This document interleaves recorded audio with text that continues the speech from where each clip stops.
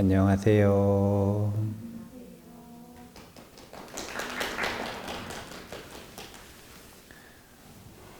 오늘은 봄정진 시작하는 날입니다. 오전 아침 수행을 시작하는 날이기도 해서 간단하게 입제법문을 하고 시작을 하는 게 좋겠다, 그런 생각을 했습니다. 오늘은 우리가 아침 예불을 시작한 이유가 무엇인가 라고 하는 것에 대해서 한번 공유해 보려고 합니다. 송덕사에서 하는 아침 예불이 부처님을 회상하고 부처님을 생각하면서 하루를 시작하는 데 도움이 된다 라는 생각이 있어서, 그래서 사부대중들과 공유를 좀 하면 좋겠다, 이런 생각 때문에 오전 예불 시간을 공개하기로 결정을 했습니다. 즉, 부처님을 생각하면서 하루를 시작하는 것이 얼마나 중요하고 이익이 있는가, 이 이야기를 해보고 싶어서 오늘 입제 법문 주제로 삼았습니다. 제가 자주 드는 예화가 있는데, 제가 봉정암에 갔어요. 우리 도반 스님하고, 그때가 여름이었는데 태풍이 지나간 다음이었거든요. 그래서 봉정암 길이 다 끊겼어. 그래서 계곡 따라 올라갔어요. 우리 도반 스님 절하는 스님이 있거든요. 어찌나 빠르신지 올라가다가 죽을 뻔했는데, 그때 그리고 또 봉정암에 나는 그렇게 높은 데인 줄 몰랐어요. 출가해가지고 2년 차인가에 갔거든요. 그러니까 뭘 알아요? 고무신 신고, 둘 다 고무신 신고 그 길 다 끊어진 봉정암 계곡을 따라서 봉정암을 2시간 반인가 3시간 만에 올라갔어요. 저야 뭐 아무 생각 없이 그 스님 발걸음 따라가니까.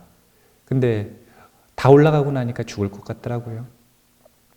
너무 힘들어가지고 스님들은 그래도 저기 스님들 머무시는 방이 따로 있어요.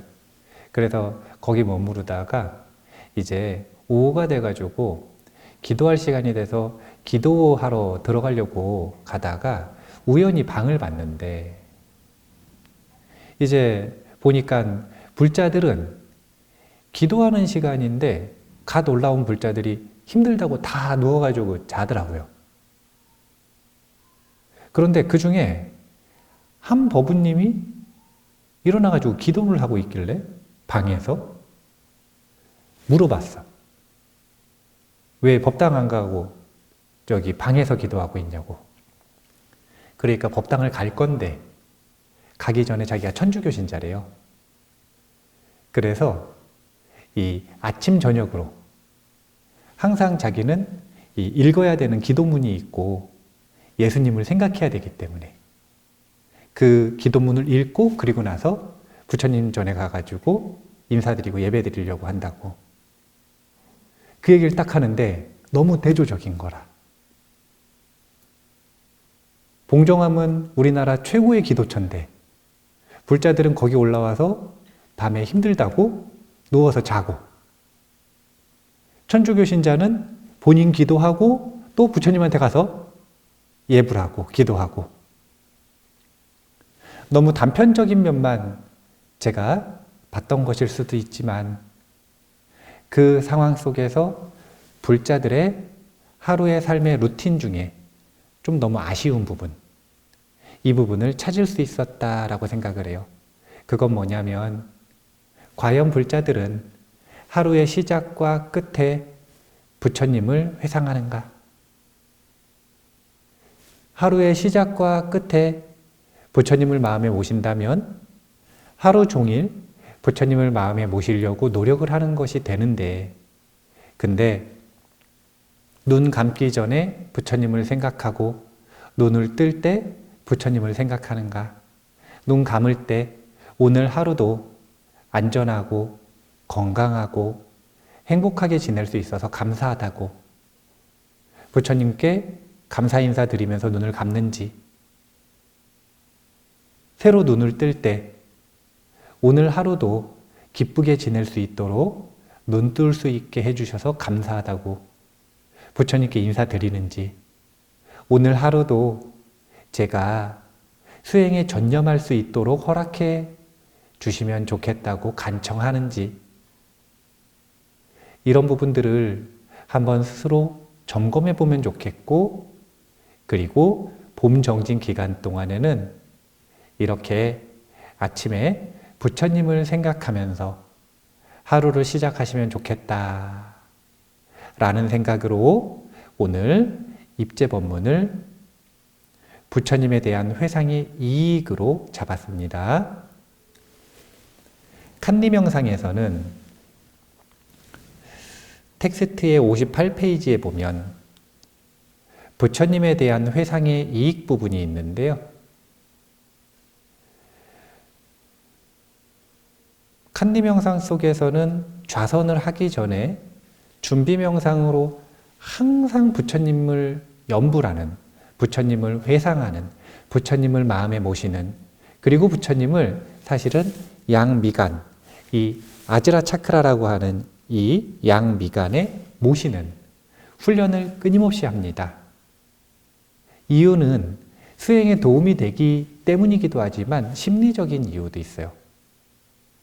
심리적으로 항상 부처님을 모시고 부처님 앞에서 수행을 하듯이 진지하게 수행을 하겠다, 간절하게 수행을 하겠다 라는 마음가짐이기도 하고, 그리고 요가 수행자에게 있어서 가장 실질적인 이익은 이 아지라 차크라가 활성화가 되면 집중이 굉장히 용이해지고요. 그리고 번뇌가 적어지는 효과가 있고요. 그리고 지혜가 향상되는 효과가 있습니다. 그래서 이 아지라 차크라 양미간 사이에 있는 이 에너지 센터를 활성화시키는 건데요.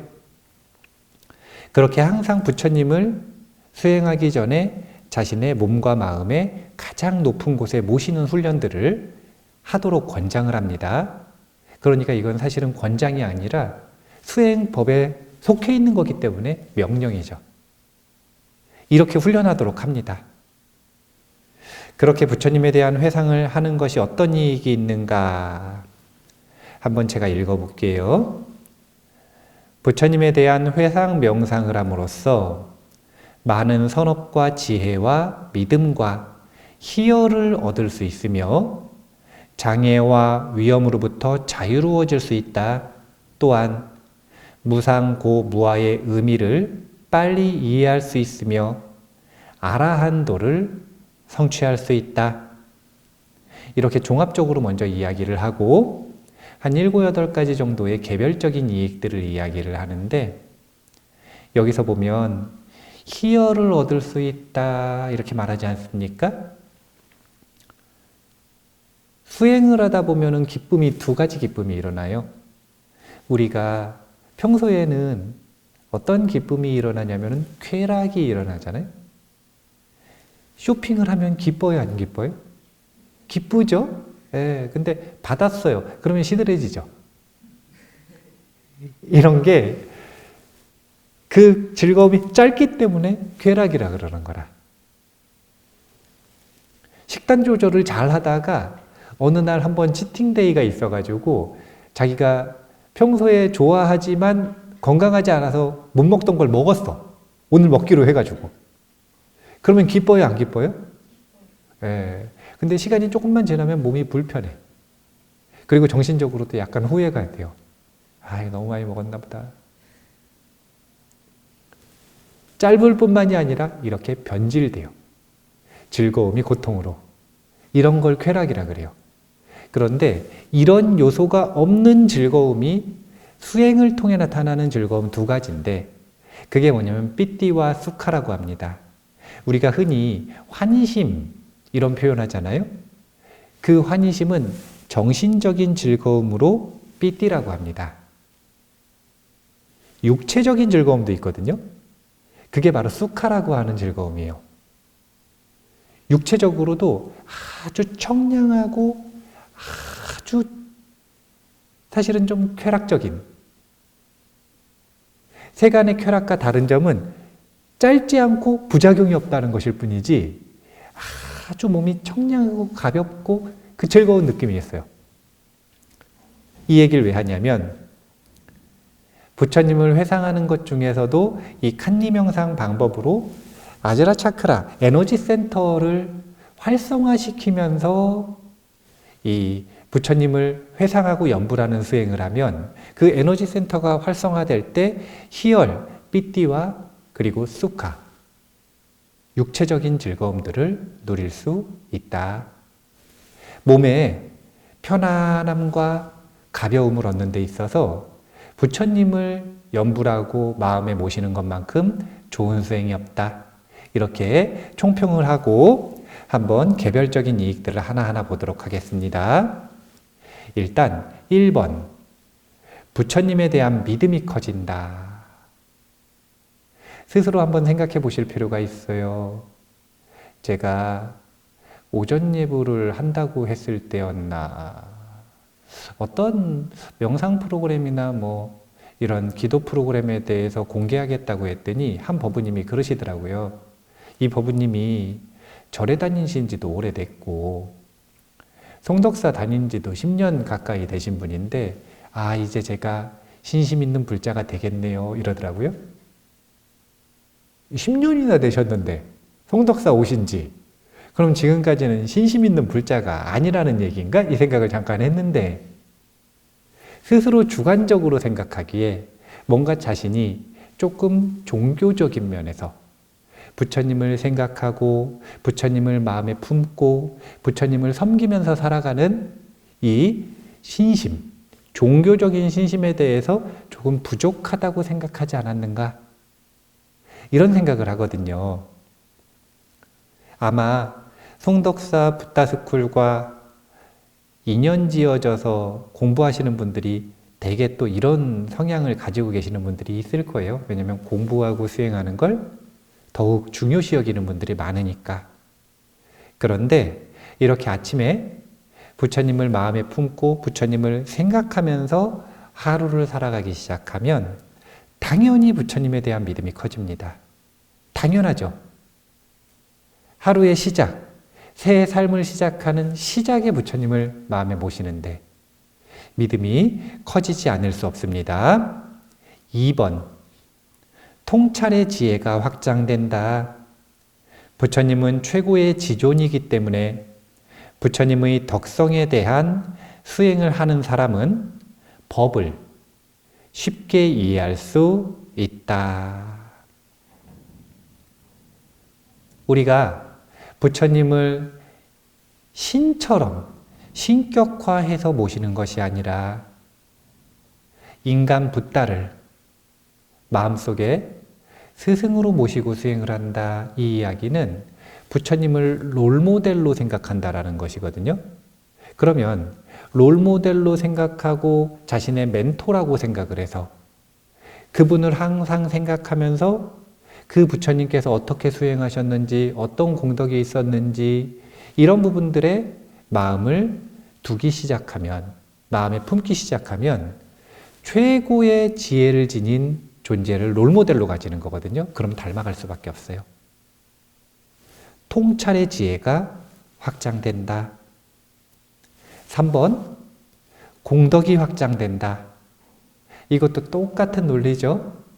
부처님께서는 가장 수승하고 무량한 공덕을 지닌 존재이시기 때문에 그 존재를 마음에 품는 것만으로 공덕이 확장된다.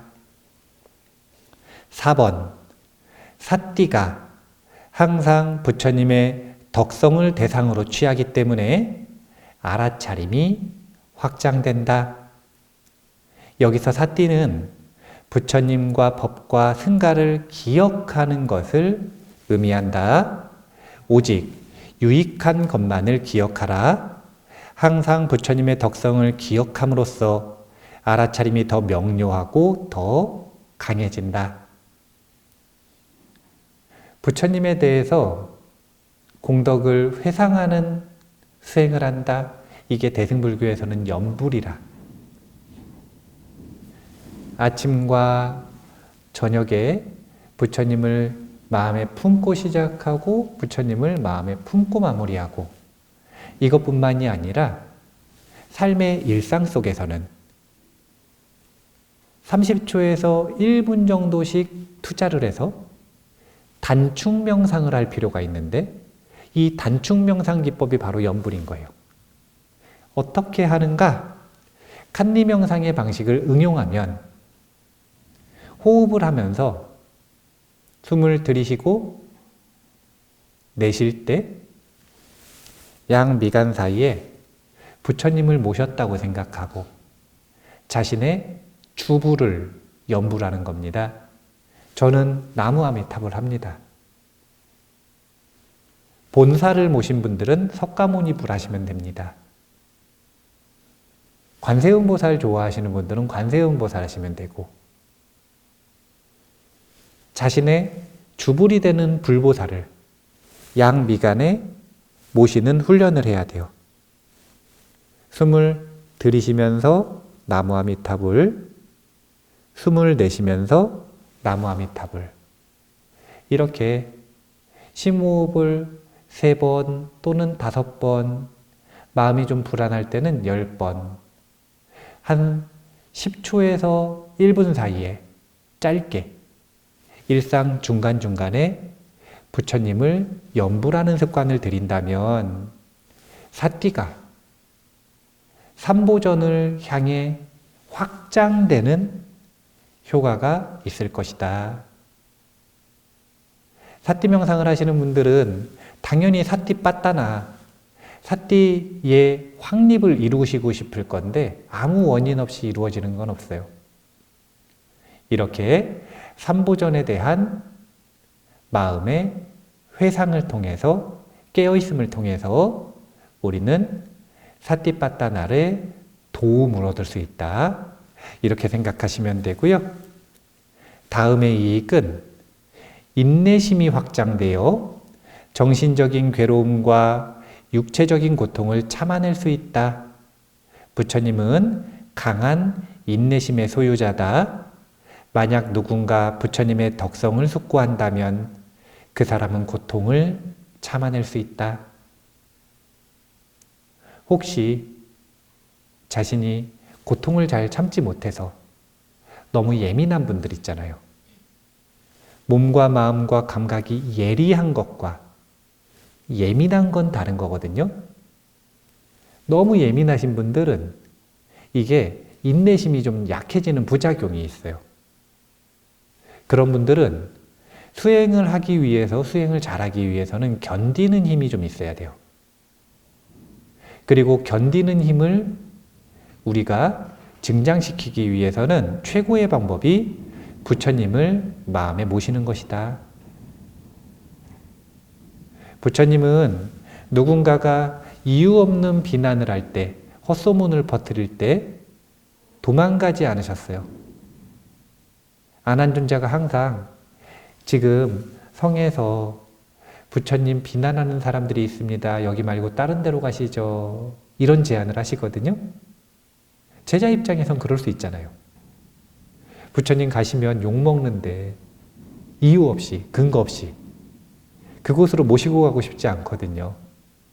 그런데 항상 부처님은 뭐라고 하시냐면, 지금 이 성을 피하면 다른 성에 그 사람들이 또 있으면 어떻게 할 것이냐, 다른 성에 그런 사람들이 또 있으면 어떻게 할 것이냐, 어디로 도망갈 것이냐 라고 말씀하시면서 근거 없는 비난들은, 특히 열애를 향한 근거 없는 비난들은 아무리 길어봐야 얼마 안 가서 금방 사라지게 되어 있다. 그러면서 항상 드시는 비유가, 열애는 코끼리와 같은 사람이다. 이렇게 얘기하셨어요. 코끼리가 전쟁에 나가면 무슨 역할을 하는 거냐면, 그 큰 등치로 싸우는 게 아니라 항상 이 병사들의 가장 최전선에 서서 화살을 맞아줍니다. 왜냐하면 피부가 두껍기도 하고요. 그래서 생명력이 아주 많기도 하고요. 그거 말고도 코끼리는 견디는 힘이 아주 강한 거예요. 그래서 최전선에서 날아오는 화살과 창들을 맞아주는데 코끼리가 예민해가지고 막 도망가요. 그러면 안 되겠죠? 수행자는 이렇게 코끼리와 같이 견디는 힘이 강해야 돼요. 그래야 수행을 할 때 최전선에서 나머지 사람들이 다 흔들리더라도 무게중심을 잡고 견디는 힘으로 수행의 정진의 중심을 잡아줄 수 있다. 그래야 변함없이 성불의 길을 추구하든 아라한의 독과를 추구하든 그 길로 나아갈 수 있는 겁니다. 다음 공덕은 수행자는 불선한 행위를 저지를 위기에 처해 있을 때 부처님과 함께 머문다고 생각하기 때문에 불선한 행위를 피할 수 있다. 이거 아주 중요한 거예요. 부처님을 양미간에 모시면 여기다가 모신 게 아니라 나와 함께 있는 것이잖아요. 그러면 항상 스승 앞에 있는 것처럼 행동하고 부처님 전에 있는 것처럼 행동하게 되기 때문에 자기 자신의 악습, 자기 자신이 번뇌에 사로잡혀서 불선한 행동을 할 때 이것을 제어하는 역할이 됩니다. 우리가 혼자 있다고 생각을 하면 양심에 털난 것처럼 행동하는 경우들이 있거든요. 양심이 없는 사람처럼 행동할 때도 있어요. 왜냐? 혼자 있으니까. 남들이 있을 땐 부끄러움을 아는 건데 자기 자신에게는 부끄러움을 잘 모르시는 분들이 있는 거예요. 이런 분들을 위해서는 반드시 염불이 필요한 겁니다. 부처님과 함께 있다라는 생각으로 자기 자신의 몸과 마음의 불선한 업을 다스릴 수 있다. 다음 공덕으로 부처님에 대한 회상을 함으로써 부처님의 덕성 안에 안주할 수 있다. 따라서 그런 몸은 공양받아 마땅하다라고 청정도론에서 언급하고 있다. 부처님의 덕성을 알아차리는 마음이 머무는 심장을 가진 사람의 몸은 온갖 공양을 받을 만하다. 부처님을 몸과 마음에 모셨습니다. 자신의 오온에 모셨어요. 그리고 그것이 익숙해지고 능숙해지면 청정도론에서 뭐라고 이야기하는 것이냐면 부처님을 모시고 있기 때문에 특히 부처님의 덕성, 부처님의 공덕을 모시고 있기 때문에 그 사람의 오온이 곧 법신의 사리탑이 되는 것이다. 이렇게 말하는 겁니다. 이런 사상을 바탕으로 대승경전에서 금강경에 보면 금강경 삭국에만이라도 지니고 있는 제자, 금강행자가 있다면 그 사람을 호법천신과 불보살님들이 항상 부처님과 똑같이 옹호할 것이다. 공양 올릴 것이다. 이런 표현하지 않습니까? 이런 사상들을 바탕으로 그 부처님에 대한 덕성이 부처님의 가르침 진리 삭구계로 대체돼서 우리에게 알려주는 경전수행의 이익으로 발전하는 것입니다. 근데 그 근본은 부처님을 우리의 몸과 마음에 모시는 것. 자, 마지막 이익으로 이렇게 얘기합니다. 만약 윗바사나 수행을 하면 도의 지혜를 얻는다. 윗바사나 수행을 하지 않아도 부처님에 대한 회상을 하면 좋은 곳에 태어날 것이다. 진지하게 수행하는 수행자라면 수행의 성과가 없지 않고 독과를 얻을 것이고 자신이 제가의 생활로서 바빠서 진지하게 수행을 못한다면 그러면 죽음 이후에 좋은 곳, 좋은 조건의 인간으로 태어나든 아니면 천상의 영광을 누릴 것이다. 이렇게 말씀하시는 것입니다. 제게 주어진 시간이 5분이 남았는데요.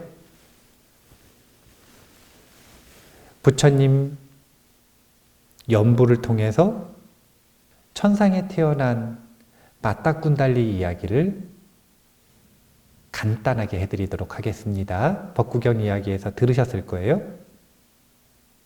마따꾼달리라는 이름은 평평한 귀걸이라는 뜻이에요. 아버지가 엄청 부자라. 근데 인색해요. 진짜 구두쇠라. 그래서 아들을 너무너무 사랑하는데 너무너무 아까워가지고 선물을 해주기는 해줘야 되는데 금 귀걸이를 해주고는 싶어요. 근데 거기다가 무늬를 넣으면 어떻게 되냐면 비싸거든요. 그리고 또 무늬를 넣잖아요. 그러면 소문이 나. 자기가 돈이 많다고. 그래서 손을 부들부들 떨면서 평평한 귀걸이를 선물해서 평생 그거 하나 끼고 다녀가지고 이름이 마따꾼달리예요. 왜 평생이라 그랬냐면 젊을 때 죽었거든요. 청년 시절에 죽었는데 10대 때 청소년이구나. 황달에 걸렸어요. 근데 아버지가 돈이 아까워가지고 병원을 보내질 않는 거예요.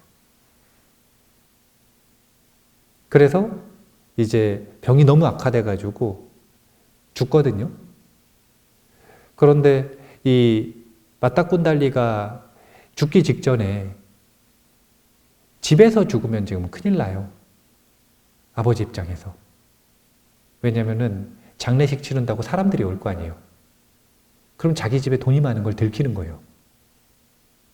그래가지고 아들을 너무 사랑하는데 돈도 아까우니까 어떻게 하냐면 저기 멀리 시체 버리는 데다가 아직 아들 죽지도 않았는데 갖다 버립니다. 죽으면 와서 태우려고. 이 상황을 부처님께서 대연민산매로 보신 거예요. 그래서 부처님께서 직접 그 시다림, 숲으로 가십니다. 근데 이미 마따꾼달리는 황달이니까 눈도 거의 멀었고요.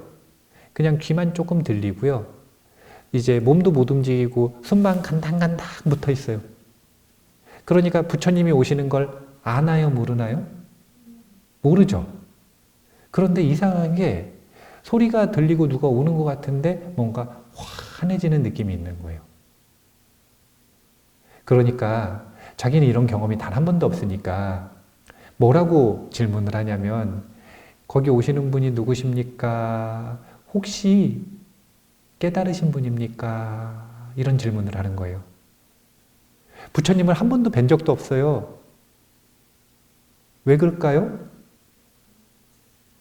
뵈러 가려면 공양물을 올려야 되는데 아깝다고 한 번도 못 가게 한 거예요. 그래서 평생 부처님을 들어보지도 못하고 뵙지도 못한 분이니까 혹시 깨달으신 분입니까? 그러니까 부처님께서 나는 이 일체지를 얻은 열애다. 샤카족의 왕자로서 출가하여 깨달음을 얻은 석가모니 부처님이다 라고 이야기를 해주시고 너는 이제 죽을 것이다. 마음 편안하게 죽음을 맞이하라 라고 이야기를 해주시고 임종을 보신 다음에 가시거든요. 그런데 이 마따꾼달리는 죽음을 맞이하기 직전에 그 환한 빛을 보고 마음속에서 신심이 난 거예요. 마음이 너무 편안해졌어요. 그리고 임종을 마음 편안하게 해야 한다라는 그 말을 듣자마자 마음이 편안해진 거예요.